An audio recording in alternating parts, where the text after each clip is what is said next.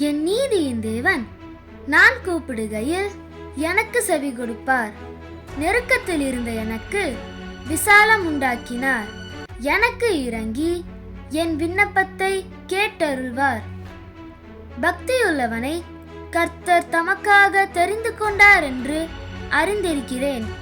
நான் கர்த்தரை நோக்கி கூப்பிடுகையில் அவர் கேட்பார். நான் கோபம் கொண்டாலும் பாவம் செய்யாமல் என் படுக்கையிலே என் இருதயத்தில் பேசிக்கொண்டு அமர்ந்திருப்பேன். நீதியின் பலிகளை செலுத்தி கர்த்தர் மேல் நம்பிக்கையாயிருப்பேன்.